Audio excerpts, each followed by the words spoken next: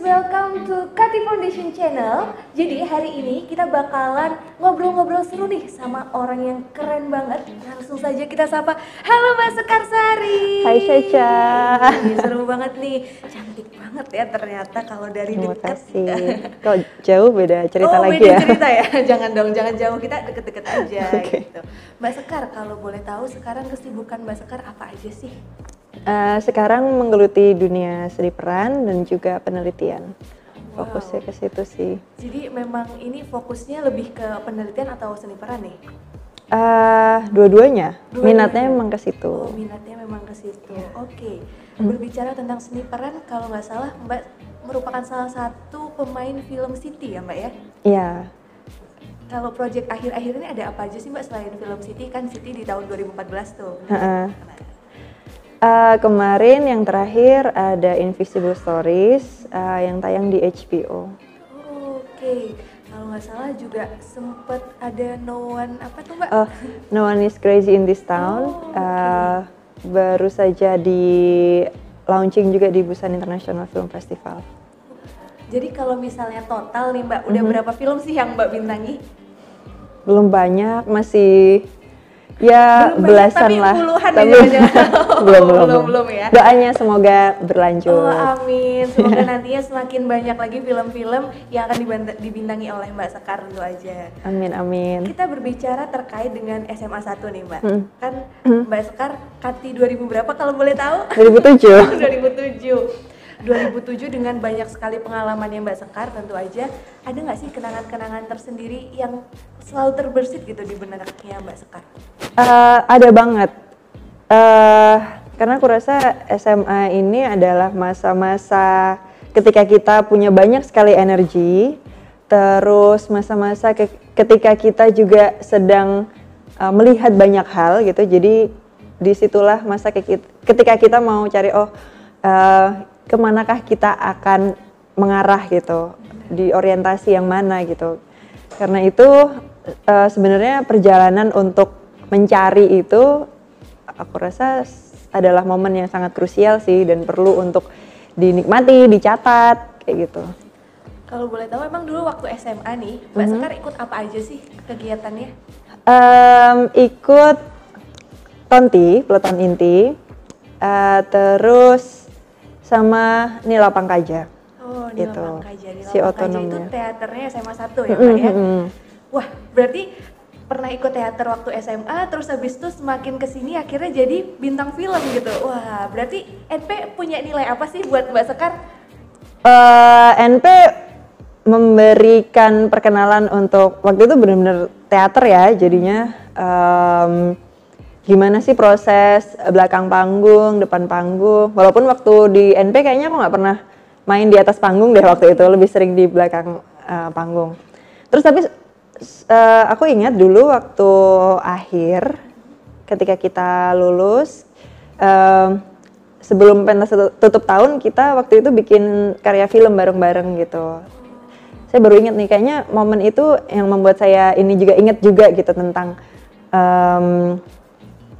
proses bikin film bareng sama teman-teman kayak gitu. Jadi waktu itu memang bikin film sih sama teman-teman, bikin cerita, nge-shoot sendiri dan sebagainya. Itu serunya. Saya rasa itu adalah momen yang saya ingat. Saya enjoy banget sama filmmaking, kayaknya itu deh titiknya. Jadi mulai tertarik pada akhirnya ya untuk menggeluti bidang seni ini. Selain itu Mbak, kalau boleh tahu, kan kayaknya siapa sih yang nggak kenal sama Sekar Sari gitu ya? Tentu aja banyak banget yang udah tahu kalau Mbak Sekar ini nggak cuma main film aja, tapi kalau nggak salah suka nari juga ya Mbak ya? Iya, seneng nari. Dulunya sih berangkat dari ini ya, nari ini sebagai meditasi gitu, kayak olah tubuh, olah rasa.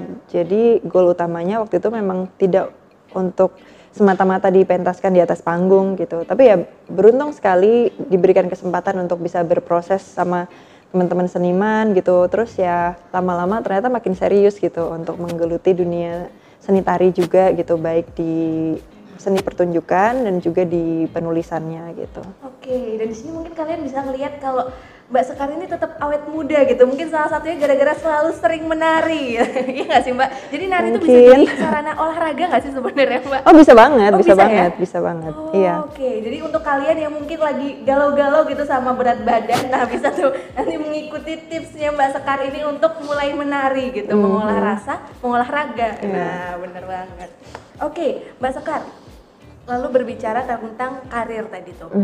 Awalnya banget, apakah memang Film City itu adalah sebuah awal dari Mbak Sekar untuk masuk ke dunia seni peran atau sebelumnya pernah ada tuh film-film yang lainnya? Sebelumnya ada sejumlah film pendek dulu ya, terlibat di produksi film pendek ada beberapa, 2 atau 3 gitu ya sebelum akhirnya ikut casting di film panjang.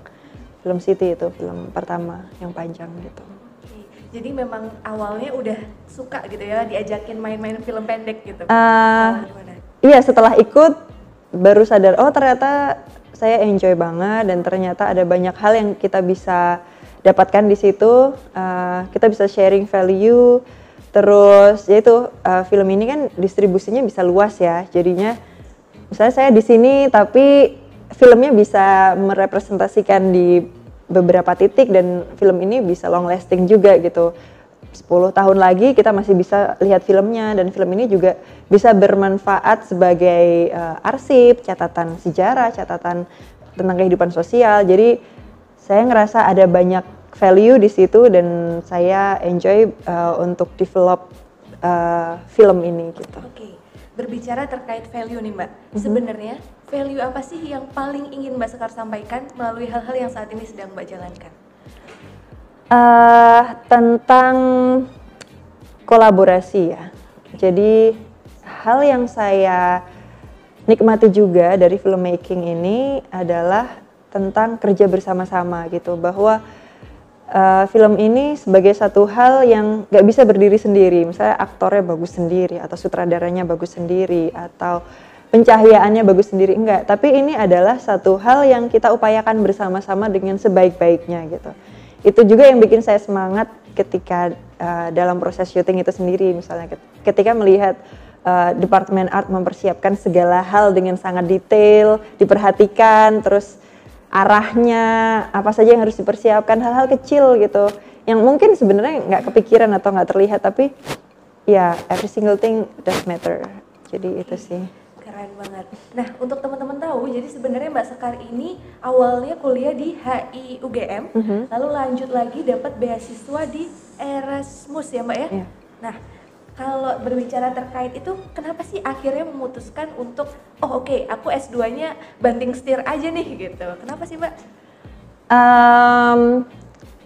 Mungkin kelihatannya banting setir ya, tapi saya sih ngerasanya tetap sinkron gitu. Karena dari S1 memang minatnya di diplomasi budaya gitu, jadi tentang gimana budaya ini juga bisa jadi salah satu hal yang punya power gitu. Untuk bisa memperkenalkan identitas Indonesia, untuk mengusung value Indonesia, untuk menjalin hubungan antar bangsa, antar manusia di penjuru manapun di dunia ini gitu. Dan saya rasa film juga sebenarnya ada relasinya ke situ. Film ini juga bisa jadi satu hal yang bisa menghubungkan gitu siapapun itu di manapun titik di dunia ini gitu. Karena ya itu film ini bisa melampaui batasan jarak gitu. Jadinya ini juga salah satu hal yang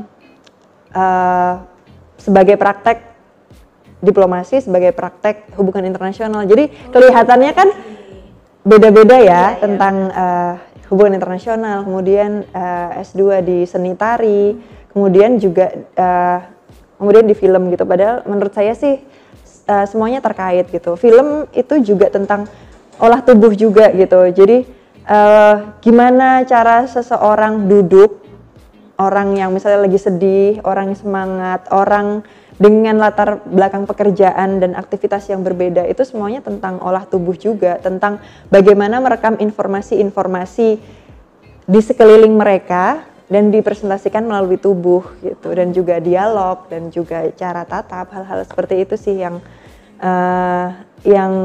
yang penting gitu dan yang terlibat. Siap.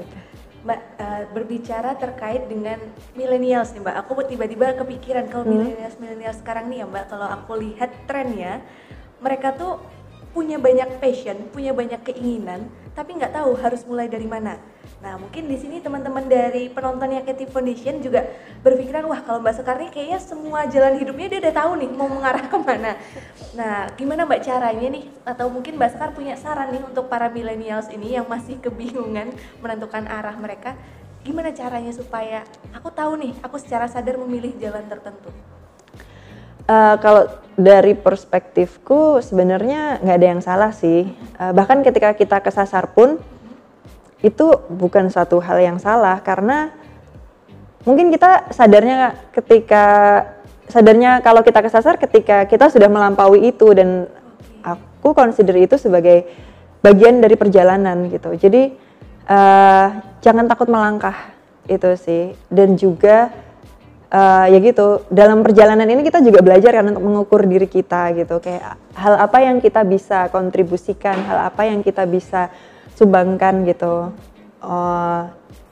Kita nggak bisa istilahnya ngubah dunia dalam sekejap gitu, tapi ya gitu, kita perlu mengenal di ruang-ruang mana yang kita nyaman gitu, dan kita bisa punya energi yang bisa disalurkan, hal-hal seperti itu sih. Dan untuk mencoba itu satu hal yang baik gitu, apalagi kalau misalnya masih muda gitu.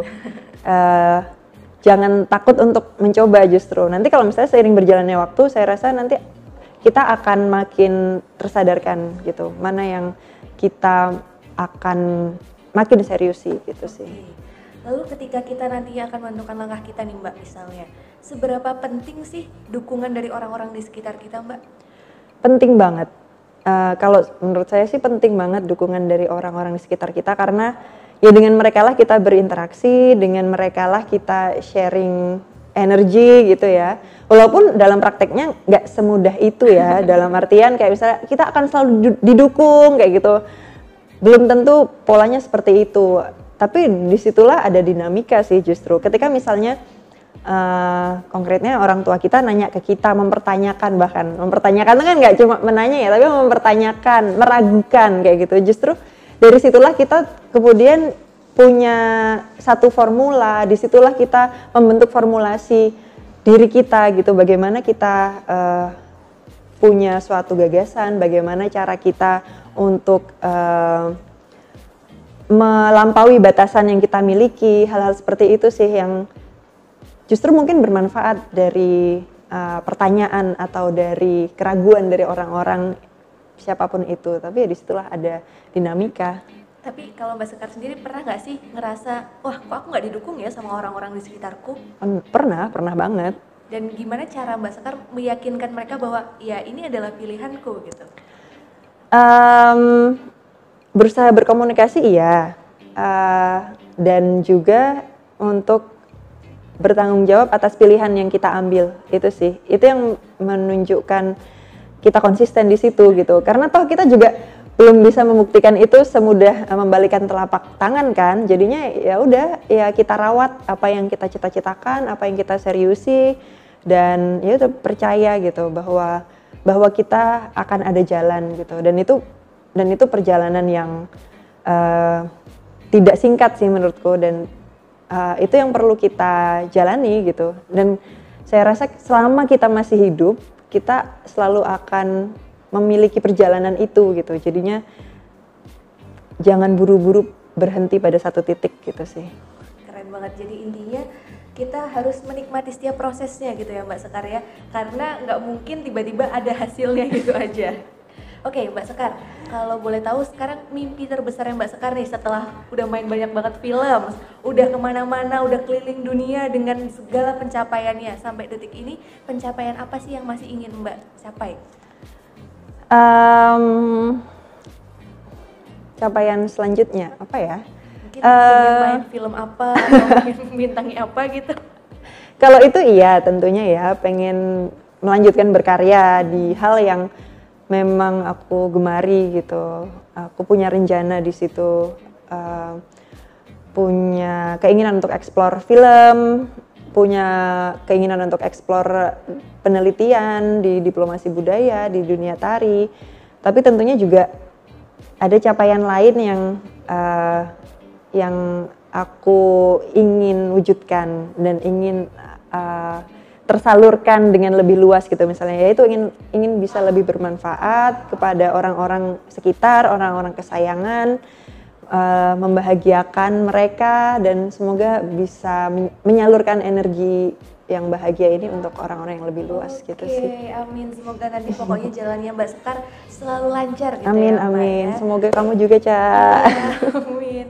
Oke, Mbak Sekar, terakhir nih closing statement dong Mbak untuk mungkin teman-teman sekalian penonton channel Kati Foundation. Closing ya, closing statement. Iya, mungkin pesan-pesan atau untuk mereka yang masih kebingungan nih menentukan langkah, hal apa sih yang mungkin bisa Mbak Sekar sampaikan ke mereka? Temukan purpose of life-nya. Jadi mungkin kalau passion masih bisa berganti-ganti seiring berjalannya waktu gitu. Tapi kalau purpose of life ini bisa tahan lama gitu.